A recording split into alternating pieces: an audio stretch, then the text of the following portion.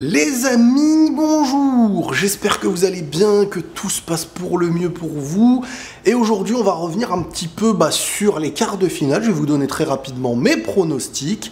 On va revenir aussi sur la présentation d'Mbappé au Bernabéu, qui a été donc officialisée, avec la manière de comment ça va se passer, etc. Et on va revenir sur une petite analyse par rapport à Kylian, Kylian Mbappé qui arrive au Real Madrid et pas dans le meilleur moment sportif de sa carrière et comment on peut aborder la chose, quelles sont mes attentes, etc. Et toujours en honnêteté, en Sharingan, tout simplement.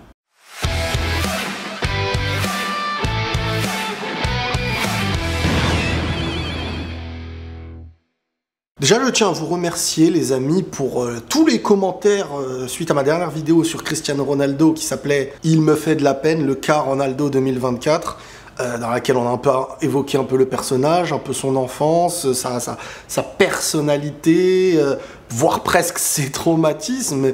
Beaucoup ont aimé cet angle que moi j'aime beaucoup aborder dans beaucoup de mes vidéos depuis le début, l'angle un peu psychologique, l'angle un peu philosophique des choses et pour essayer de mieux comprendre tout simplement. Donc je tiens à vous remercier, merci à tous ceux aussi qui like, Bébert vous fait un gros câlin derrière le crâne. Bon, les quarts de finale les gars, vendredi on se régale, tous ceux qui m'écoutaient là, vendredi, que vous fassiez un régime ou pas, c'est cheat meal, je vous offre le cheat meal.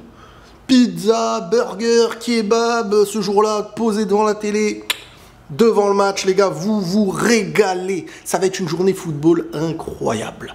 Donc, vendredi, 18 h, heure française, et pour moi, ce sera à midi, Allemagne-Espagne. Qu'est-ce qui va se passer dans ce match-là? Comme vous avez pu le voir, je pense, dans la vidéo de l'immigré parisien, on a fait une vidéo à deux dans laquelle aussi on donnait nos pronostics. Pour l'instant, je mène +1 parce que le Sharingan footballistique, ça rime. Et donc, j'estime, je pense, peut-être que ça ne sera pas le cas, et si ce n'est pas le cas, j'en serai pas mécontent, parce que l'Allemagne, je lui souhaite quand même de gagner, avec Kroos, avec Rüdiger, etc. Il y a plein de joueurs que j'aime bien. Mais je pense que l'Espagne va vraiment faire déjouer, et va vraiment perturber l'Allemagne. Après un match comme ça, il peut se passer tout et n'importe quoi, parce que des joueurs comme Musiala, des joueurs, ce genre d'individualités qui peuvent casser une norme d'un football. C'est-à-dire l'Espagne peut produire un bon football et se faire tuer sur une action individuelle. Mais l'Espagne, je pense, aura le ballon. Mais l'Espagne va brider le football allemand, je pense. Et je vois l'Espagne vraiment l'emporter contre l'Allemagne et se qualifier en demi-finale. Mais contre qui cette Espagne se qualifierait? Il y a le match qu'on attend tous aussi, parce que c'est des matchs de haut niveau à chaque fois. Haut niveau ne veut pas dire que ça plaît aux yeux des gens. Et petite parenthèse, les gars, je trouve sincèrement que les analyses football, qu'aujourd'hui, il y a une grande cassure entre la compréhension des footballeurs, des entraîneurs, et à côté un fossé entre beaucoup de journalistes, beaucoup de chroniqueurs, beaucoup de personnes qui sont censées analyser le foot. On est trop dans le « ouais, mais ça nous plaît pas ». Je suis désolé. Si on veut analyser une chose, c'est comme dans le MMA, par exemple, tu vas me dire, un combattant d'MMA qui ne se bat pas en striking et qui ne fait, je sais pas, Khabib, Makhachev, des personnes qui ne font que soumettre et voilà, ça gâche un combat, il n'y a pas de beauté. Donc c'est des personnes, on n'aime pas les regarder, on n'aime pas les voir, on n'aime pas... C'est une confrontation de style et moi j'aime regarder de quelle manière une équipe cherche à gagner.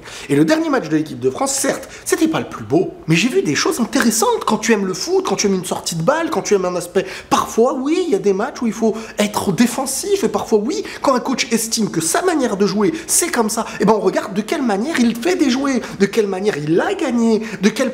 Donc oui, on pourrait se dire, alors on s'attend à des choses qu'on n'aura pas. Oh, on n'aime pas. On s'attend à des choses qu'on n'aura pas, on n'aime pas. Et je vois des journalistes, et je vois des... Donc il y a une cassure, il y a une frustration des joueurs, une frustration des coachs, qui, des fois, voient les journalistes dire des choses en disant, ah ouais, donc pour vous, j'étais nul. D'accord, ok. Et des coachs qui diront, ah donc vous, là, vous n'êtes pas satisfait. D'accord, bon, il n'y a pas les mêmes attentes, mais je peux comprendre qu'un spectateur lambda qui attend la Coupe du Monde, l'Euro, et qui n'est pas quotidiennement, chaque week-end, en train de parler foot, et qui ne l'analyse pas et tout, moi, il n'y a pas de problème. Les gens qui n'analysent pas veulent voir un spectacle. Les gens qui analysent et qui aiment le foot regardent comment les choses se passent et cherchent à analyser ce qu'il se passe. Et il y aura toujours un mérite. Et je suis désolé, on peut aimer Deschamps, on peut ne pas l'aimer. Moi, j'ai toujours eu ce discours depuis 2018.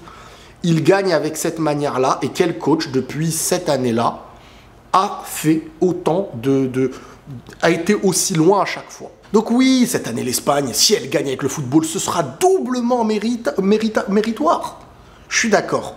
Mais trop de fossé entre ce que les joueurs comprennent, voient, font. Pareil pour les coachs, et à côté, ceux qui analysent, ainsi que les journalistes, ainsi que les chroniqueurs, etc. Je trouve qu'il y a un fossé, malheureusement. Donc, France-Portugal, ça va être un match de deux équipes qui, franchement, ça va être intéressant. Je pense, et je pronostique, la France. Je pense que la France, par son gros milieu dense, et son bloc défensif, physique, etc., va perturber un milieu portugais, à moins de surprise dans l'équipe du Portugal, mais va perturber un bloc portugais, je pense, qui sera beaucoup moins physique et beaucoup plus balle au pied.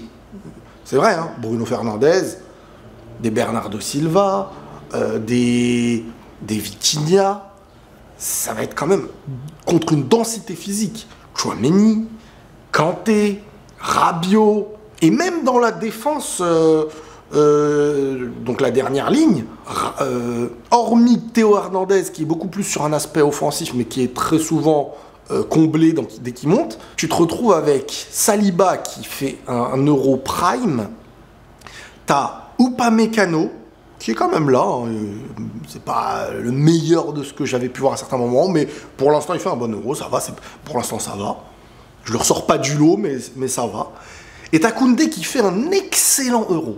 Franchement, Koundé, là, lui aussi, prime Koundé, là. Donc Koundé, c'est un défenseur central sur un côté. Donc pour le dribbler, c'est quand même aussi un... Surtout en ce moment, et ces joueurs-là sont dédoublés par des joueurs offensifs qui viennent aider. Donc la France gagne parce que tu n'arrives pas à la battre. Pas parce qu'elle te détruit ta défense. Tu n'arrives pas à la battre et les individualités qu'on peut critiquer, et on va le faire après. Mais Griezmann n'est pas à son meilleur niveau. Mbappé n'est pas du tout à son meilleur niveau. Mais la France, comme ça, elle te tape l'Australie, elle te tape l'Autriche, te tape les Pays-Bas. Mais cette équipe-là, en face, l'Autriche ne peut pas jouer son football, les Pays-Bas ne peuvent pas jouer leur football, la Belgique ne peut pas jouer son football. Tu sens que l'équipe d'en face, elle ne sait pas comment la jouer, cette équipe. C'est un peu comme le Real. Et devant, il se passe toujours un truc. Parce que certes, comme je vous dis, certains joueurs ne sont pas en forme, mais certes, il y a toujours des occasions, et des grosses occasions de but, et le but qui te mène à la gagne. Donc, plus de chances de ne pas encaisser de but et toujours trouver une faille. C'est là la méthode d'aider. Côté Portugal, en tant qu'attaquant, à moins d'un Cristiano anecdotique sur une fin de carrière, parce qu'il est en fin de carrière et parce qu'il a un certain âge et parce que ça fait 2 ans que je le répète, à ce niveau-là, il n'est plus au-dessus de la norme. Loin de là. Et il est beaucoup plus difficile de le trouver, surtout qu'il est seul dans la zone. Face à une défense qui va très bien le prendre, un Saliba qui est monstrueux, ça va être compliqué, je pense, pour lui. À moins d'un coup de pied arrêté, à moins d'un détail, d'un bout du pied, encore. L'élément clé pour le Portugal, pour moi, ça va être Leao. Leao, c'est le joueur capable de tout faire. Et un joueur qui est capable de tout faire, il est capable de casser une ligne qui est organisée, donc casser une organisation pour perturber, et ensuite ça libère des espaces, des trous, et là, il y a moyen de faire les choses. Il y a le petit coup de génie qui pourrait arriver, parce que Bruno Fernandes est un très bon tireur, Vitinha sait parfaitement sortir le ballon et est aussi un excellent tireur, et Bernardo Silva est un joueur de génie. Sauf qu'à 7 €, il y a le jeu technique basique. Je rate pas mon contrôle, je fais des remises. Il n'y a que Leao que je trouve qui tente de déstabiliser les choses. Sinon, et Vitinha dans son aspect à lui. Sinon, c'est compliqué. Ensuite, il y a l'addition de match. Il y a Pepe qui était très bon, mais la dernière boulette qui fait peur. Il y a un match contre la Slovénie qui aurait pu, mais vraiment qui aurait pu tourner à la catastrophe pour le Portugal. Mais c'est une équipe avec plein de talent aussi, avec Nuno Mendes capable de dédoubler, etc. Ça va être hyper intéressant, mais je vois quand même la France avec un +1 personnellement. On a de l'autre côté un excellent Angleterre-Suisse qui, pour moi, tout peut se passer dans ce match-là, même si je dirais l'Angleterre, parce que j'ai envie qu'elle passe, parce que j'ai envie que Bellingham passe, parce qu'il y a des individualités vraiment de haut niveau, mais qui n'ont pas collectivement apporté ce qu'on attendait d'eux. Et je suis désolé, Mais la Suisse, c'est très dangereux. C'est très dangereux. Donc, franchement, c'est pas loin d'un 50-50 pour moi, ce match-là. La Suisse peut vraiment faire déjouer et vraiment, peut-être même taper l'Angleterre. Quand je vois les autres matchs des Anglais. Maintenant, les Anglais, sur un match, sur des matchs à élimination directe, bon, même si le match allait, voilà, mais sur un match, sur ce genre de match, est-ce que ces individualités, est-ce que le dernier match les a pas réveillés? Est-ce que c'est du questionnement, mais je dirais quand même peut-être l'Angleterre. Et les Pays-Bas contre la Turquie. Alors déjà, la Turquie, sachez que je suis de tout cœur avec vous, à 1000%. Arda, la Familia et tout ça. Vraiment, je suis avec vous à 1000%. Mais je pense que ça va être compliqué. Je pense que là, les Pays-Bas, ils se sont rodés. Je pense que là, il y a les individualités, un collectif qui a été bien rodé sur le dernier match. La Turquie, s'il y a bien une équipe capable, quand elle passe, quand elle fait pas n'importe quoi. La Turquie, en fait, c'est soit des fois elle fait n'importe quoi, on l'oublie très vite sur le truc, il y a déception du pays, de la nation, du peuple et tout. Soit ils sont héroïques. Et là, pour l'instant, ils font des choses héroïques. Je veux dire, l'Autriche, c'est pas n'importe qui dans ce qu'on a vu, que ce soit pour les qualifs, les matchs amicaux là ou l'Euro direct. Le match qui commence contre les Bleus avec une défaite sur un but de truc, ça chamboule aussi un parcours, parfois on l'a pu le voir avec la Croatie. Les Turcs sont quand même... sont capables de tout. Ça me rappelle 2002, ça me rappelle... je sais plus c'était l'Euro combien, 2008 ou je sais plus quoi. Des scénarios capables de scénarios héroïques, capables d'aller là où on les attend pas. Donc... je suis avec eux, mais si je dois pronostiquer, je dirais, pour donner un résultat, quand même, les Pays-Bas, peut-être plus d'eux. Mais je suis avec vous. On va revenir un petit peu sur Kylian Mbappé, dont la présentation aurait été annoncée. Alors, en vrai, je sais pas si c'est vraiment officiel ou pas, mais normalement... la présence de Kylian Mbappé au Bernabéu sera historique. Une passerelle sera installée du côté des vestiaires. Effet de feu sur scène, musiciens, feu d'artifice, caméra panoramique à 360 degrés pour obtenir les meilleurs clichés. Les amis, il faut comprendre quelque chose là. On va assister à un moment historique. Alors ça pourrait être encore plus historique si Kylian prend l'Euro. Parce que c'est vrai que s'il y avait un seul moment où c'est le moins bon des moments, même si tu ramènes un grand joueur de malade dans ton club, et il peut redevenir incroyable, mais s'il y avait un seul moment où c'était pas le meilleur moment, c'est pile ce moment avec cette saison au PSG très compliquée. Alors il y a eu des choses en interne, il y a eu des choses que des gens veulent sous-estimer, mais ils auraient pleurniché si c'était leur travail, si c'était leurs amis, leurs proches et tout. Une saison très compliquée sur plein d'aspects, avec plein d'aspects où il aura tort, hein, attention. Moi je pense que je peux pas l'affirmer, mais physiquement, je sais pas s'il y avait une hygiène de vie irréprochable cette année, parce qu'au vu des appuis, au vu des déplacements et de la volonté de déplacement, j'ai pas reconnu celui qu'on avait depuis plus d'un an en arrière. Maintenant, on va dire que ça arrive que des joueurs soient moins bons. Le moins bon de Kylian, c'est 50 buts. Bon, à ne pas jeter, hein, parce que les stats ne veulent pas tout dire. Moi, j'aime bien, ok, il n'y a pas de problème. Quand on me dit ça, je suis d'accord. Mais ne pas jeter les stats qui veulent dire des choses. Parce qu'un joueur qui est dans le pire de ses moments et qui met 50 buts et qui est toujours l'élément de l'équipe nationale et de son club, le PSG l'année dernière, sur qui tout se jouait, et quand il était moins bon et que ça perdait, c'est qu'il n'y avait personne d'autre qui faisait les différences. Il n'y a pas de hasard dans tout ça. Ça n'empêche que voilà, il n'a pas été à la hauteur attendue, digne du joueur qu'il est. Et que pour moi, en ce moment, c'est un joueur qui a aussi besoin d'un collectif. Et qu'on ne peut pas, en ce moment, pour moi, en tout cas, avoir les attentes, au vu du niveau et de ce qu'on peut lui reprocher, d'un joueur qui doit porter l'équipe tout seul. Je pense qu'avec un Real Madrid, un Vinicius, un Bellingham, quand Bellingham fait la différence, Vinicius parfois est moyen, quand Vinicius fait la différence, Bellingham parfois est moyen, et on n'est pas à se dire ces joueurs-là. Non, et c'est ça qui est bien quand tu joues dans un club comme le Real Madrid aujourd'hui.